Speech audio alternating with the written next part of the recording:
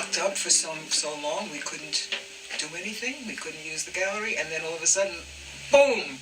Anyone that stepped into this exhibition will literally smile straight away because you just can't help it when you see so much colour. And when you enter to the St Pancras Gallery, open the door of CASA CHROMATIC, it is an alternative universe. It's changed your mood. It's really uplifting. It's a joyous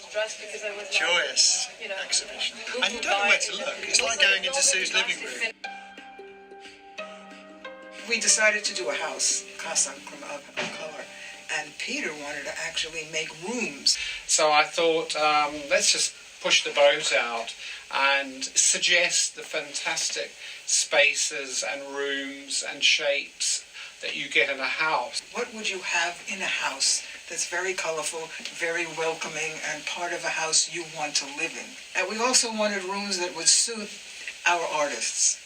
So who would be good for the dressing room, who would be good for the children's room. It just, once the rooms were built, it all just seemed to come together in a very logical way.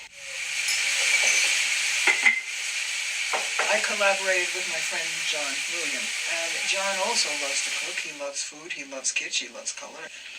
And we just had such a good time. We did it over a period of months, and it kept getting crazier and wilder, and we plundered my shed. We used everything. There was so much food stuff in there. I mean, plastic food, you know. Food is my background. You know, I used to be a food writer for decades, and I wrote 27 cookbooks and cooked on TV. And I love food. I especially love food that is colorful. And both John and I love kitsch. And that's why it's a kitchen. We all live in houses, and we love and we have memories, sometimes not always good ones, but lots of things happen in a house, and in a way the exhibition does reflect a lot of this. It goes through a kitchen where the food that we love and enjoy. We've got the lounge area where memories of people and photographs. There's the bathroom area, which we've created an element of fun involving a mermaid in a bath. And you know, we get these ideas, and then they grow and grow and grow, and they become almost something on their own. And what was your idea of the eye in the window frame? Yeah, I thought there's going to be some sort of peeping Tom. Peeping at the mermaid in her bath. Again, Peter made his magic. We have a little room, and that is the ladies' toilet. It's only for the ladies, and it's a figure with a lady's head, face. Virginia Woolf said, every woman should have a room of her own. Every woman should have a toilet of her own that's only hers, because there's something about women's life that is so different from men. We're constantly bleeding one way or the other. We have morning sickness. It is a very special place for a woman. So there's a thought bubble with a light bulb, so whoever's sitting on that toilet who's not having a hard time, they're thinking and they're getting fabulous ideas. So from every point of view, the toilet is very important. It is so filled with fantasy. All those fantasies that we had as children that stay with us all our lives, those are all represented in CASA. It's quite magical. Life and death, really, the cycle of life and death is almost there. It's very, very varied, but it's quite profound. Everybody is affected by it one way or the other, everybody.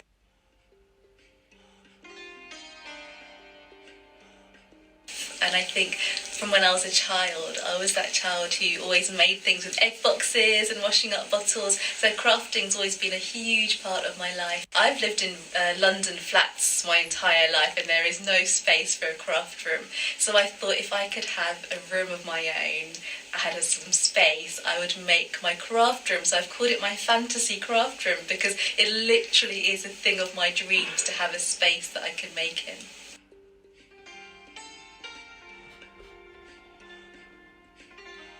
I like the word chamber, and a chamber's like a little tiny room.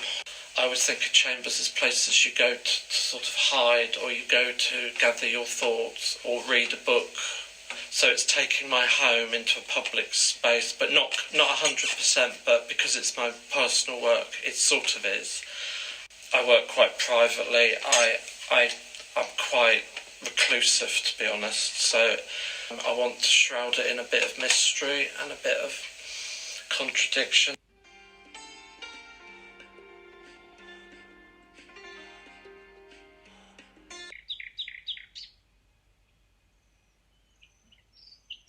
I don't have a conservatory at home.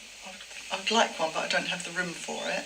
I've got these quite large palm plants and pieces of mosaic around the garden and different kind of models, and it's more like a conservatory without the cover. So when I was asked if I wanted to do this project, I kind of took it from my own house, garden, and the love of all the different kind of palm trees and the exotic. I think that's what I really like about it, and I think conservatories are quite exotic.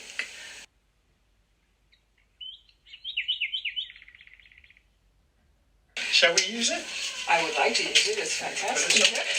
Maybe it could go on the dressing table. Yeah.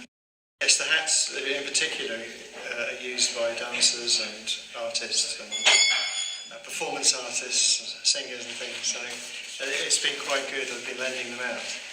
So I started to make dresses for them as well, and coats as well, reversible, big, duvet type coats. So I made the whole thing. It is focusing now on the costumes. I think the costumes are what I love doing, and some digital drawing as well. Fabulous. Yes. I know, we're matching, right? You are. Your bag and the bow, look. You've seen that one? Is that your one? Then I'm making another one with two faces instead of one, slightly smaller. And each face took me 10 hours. So I wanted to make a house dress, and I saw like this doll's house, this like Barbie doll house. It's from like the 90s, and that's basically like the Barbie house of my dream. That I wanted this like very like Californian, like over the top pink, like a decadent pink. But then my mum thought it was a bit too like tacky, so she wouldn't allow me to have it. Hug dolls.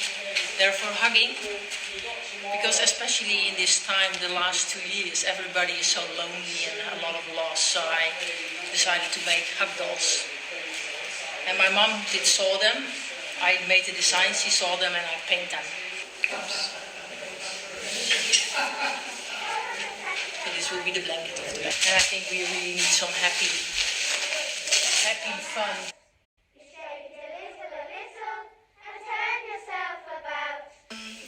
I just wanted to build a very colorful kidsdom, where kids can freely express themselves, and I wanted to transport all the adults back to their childhood through my thought-provoking couture designs. There is no harm or danger in toilet kidsdom, just a sense of innocence, universality, peace, and endless creativity, because I believe that childhood years are the most creative and colorful years of human beings until society shapes us. That would be great if we never lost that. With this exhibition having an element of architecture and structure, of rooms and spaces, and we thought it would be good to revisit Land of the Pharaohs. And it's full of gold, kind of gold of the pharaohs, but it had to fit into the idea of a house. So I envision that as the part of the lounge, or even sometimes in some homes the dining room, where you put all the things you've collected over the years.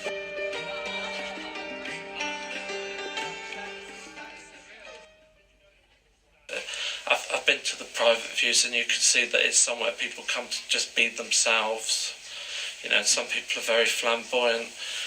That's not always that easy, especially on the back of COVID epidemic when we didn't see each other.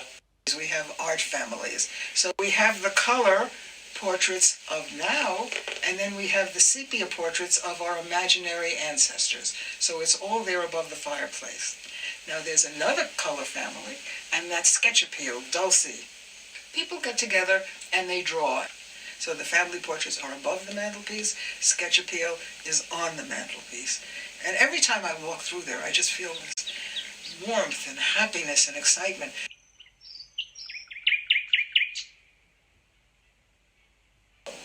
I'd been to Josephine Baker's chateau in France. Just blown away by it. I didn't really know much about her at the time. She's a very inspirational woman. She believed in civil rights and was actually kind of dismissed from her own country and went to live in France, where she was accepted and got on really well. And, you know, I just thought, I want to make this puppet. I found the plant piece, I think was part of a lamp. And then I put things together, and if it looks like it works, then I use it. And after I made this one, I thought about making a papier-mâché one, which is what this is. And I actually love the idea that it's made from stuff that you just throw out. This one is a mannequin that I bought and painted her up.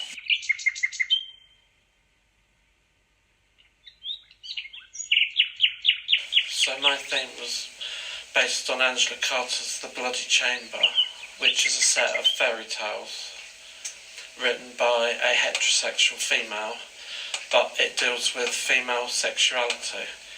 So it relates to me and this space in that I'm a gay man that has actually fought and tried to go against the female qualities in myself for a big part of my life, and it's sort of only the last 10 years that I've started to accept that feminine energies aren't just to do with people calling you effeminate, they're actually quite strong elements.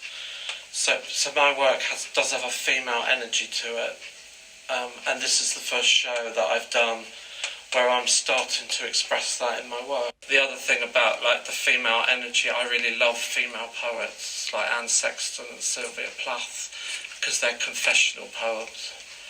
And I guess as an artist I want my work to be confessional in some way. Because I've suffered from depression, I always think depression feels like a raven going across the sky and carrying the black away. So drenched in petrol blue sadness and staying until it's time to let it go, to be carried across the glacial sky within the raven's pitch black flight.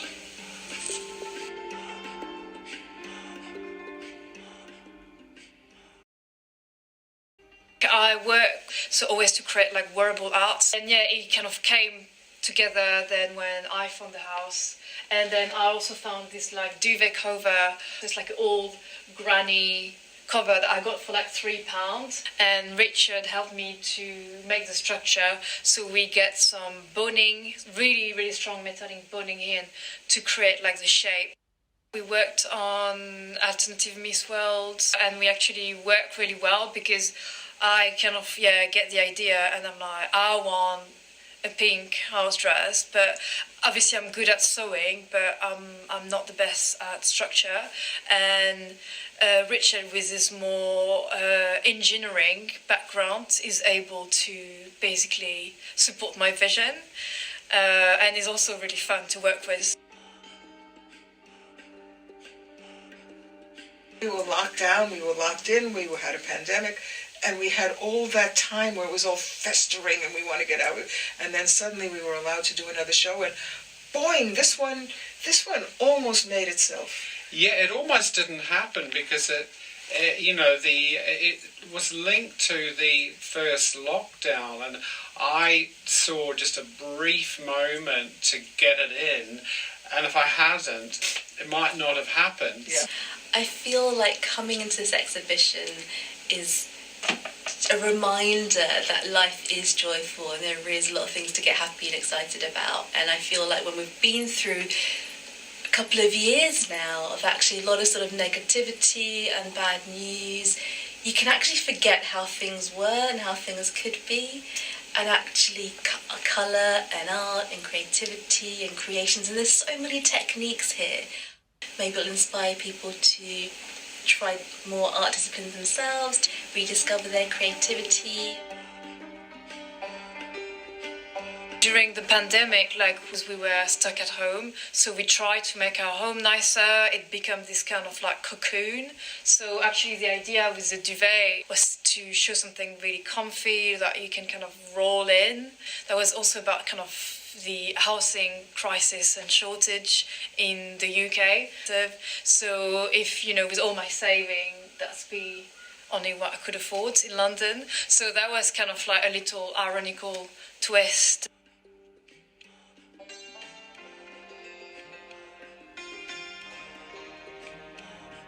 Every time I visit CASA, I see different moods and ideas coming out of it. So it's quite rich. It really engages with the imagination. And this all, I think, comes through this kind of community of the art project gallery and the Colour Walk. We're kind of a group of artists who support each other. I feel very lucky to be involved with Chromatic show because there aren't a great deal of opportunities given to artists, and I think there's an element of outsider art to these shows. I still consider myself to be an outsider amongst outsiders, I guess. So I'm really keen to have my book launch event in this space, because my book is about colour and the event has to be in a space that's colourful. And in London right now, this is the most colourful place to be. It's filled with positive energy and creativity. And that's why I really want to bring people here to have a bit of a party.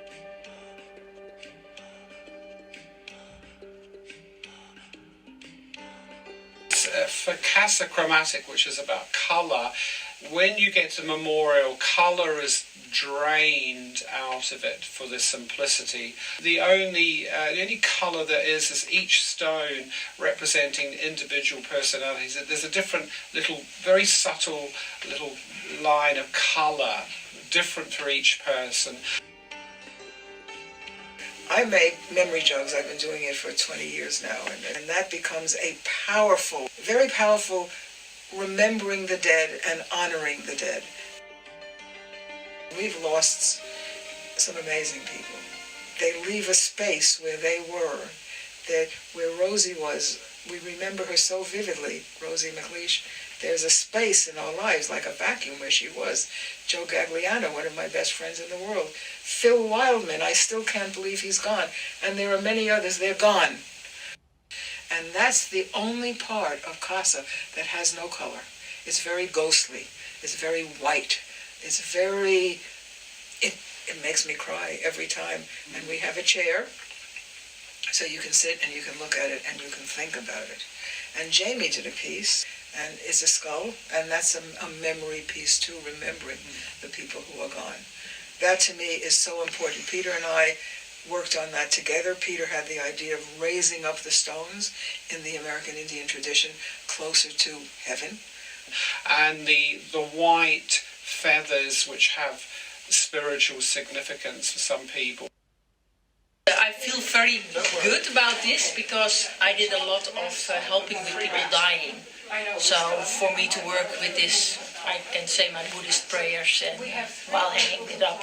But how it will be exactly, I will find out. This was a nice touch. Colour of water has been a puzzle since raindrops on the window panes first separated themselves from me. Bubbles on a flat pane, playing Catch Me If You Can. Not red as in ball, or green as in grass, or blue as in sky, though sky in my eye was not often blue. Some time ago, Rosie exhibited a miniature yurt here. She really bonded with work of indigenous people from all over the world.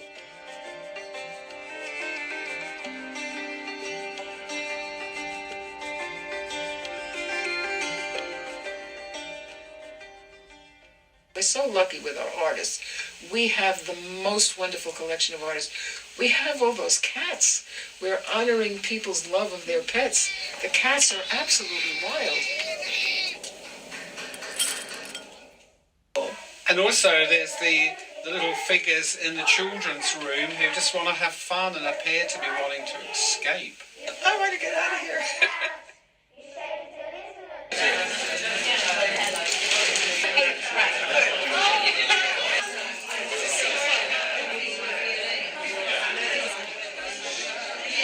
got to the beginning of lockdown, March 2020, we were all kind of stuck at home thinking, what are we going to do with our time? I just thought this is the right time to do my colour book. Sue co-curated the art exhibition Peter, which is in the corridor. So I'll let Sue say a few words. And Montaz's book brings a tremendous amount of joy, so I'm very, very proud to have written one of the introductions to it, and I am beyond proud to have her here, having her book launch at CASA CHROMATIC. And this dress, it's the Hello Rainbow dress. I will do a little bit. This was handmade by the most incredible artist, Maria Fernanda. I'm going to invite her up because she handmade this dress.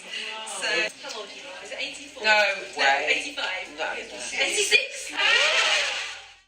Look, super stylish. I've been to Maria Fernanda's house a few times and it's just filled with such quirky ideas. So this is a good opportunity for you to try something on. So have a bit of fun dressing up and enjoy the day.